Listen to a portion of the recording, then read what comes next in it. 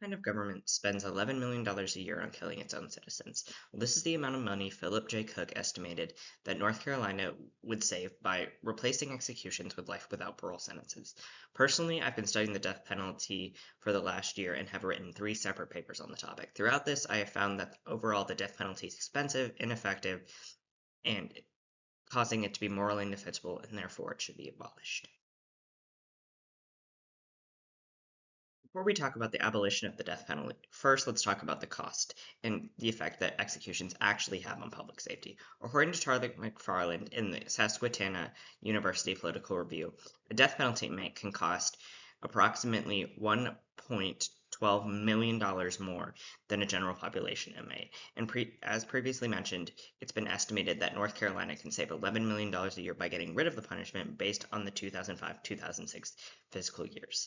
Most of these extra expenses come from extra court proceedings needed to convict someone of capital crime and possible lawsuits for botched executions, as you can see from the graph on the left of this slide. These extra procedures take away from other resources as well. Getting rid of the death penalty could free up as many as 9 assistant prosecutors, 365 court days of time, and 10% of the resources in the Supreme Court and Office of the Appealing Defender. Many try to argue that these costs are okay because it prevents other people from committing the same crimes. This concept is known as deterrence, and there is no surefire proof that it works. In his testimony to the New York legislator, Jeremy Fanigan cited issues with these studies proving deterrence, such as no proof of a direct connection between someone being aware of executions and not committing murder, and refusing to look at other reasons that the violent crime in places could have dropped.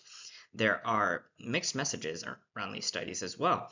One study done by Brent Parker, where he compared murder rates in 7 states that abolished the death penalty and 29 that still use it, found that the death penalty has no sufficient effect on murder rates at all. And a study done in Indonesia found the penalty does not reduce narcotic crimes.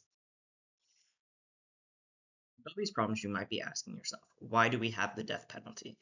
Many believe that it is a way for families to get more retribution for a victim. However, to believe in this is to fall under the 2 wrongs make a right fallacy. This is the belief that if someone does something wrong, you can automatically do the same thing. But this just automatically leads to a sense of constant retribution and a cycle that cannot be stopped. It also has been proven that executions do not bring closure to families in that way.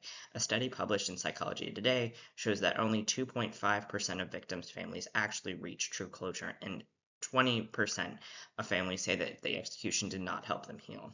This is likely due to the long judicial process that prolongs the grief of families. On this slide, you can see a quote from a therapist known for working with families of victims that says the death penalty does not bring the sense of closure that victims are expecting. This shows that there is no moral or financial grounds for the death penalty. There are 2 main ways capital punishment can be abolished in different states. One is through the legislative process, like what happened in Virginia in 2021 with HB 226. Under this bill, the penalty was abolished and those sitting on death row were placed with without parole sentences. This amounted to 2 inmates at that current time.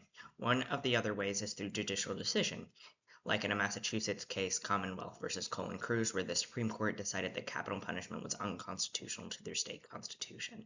The average citizen can also affect these things by contacting representatives and creating petitions.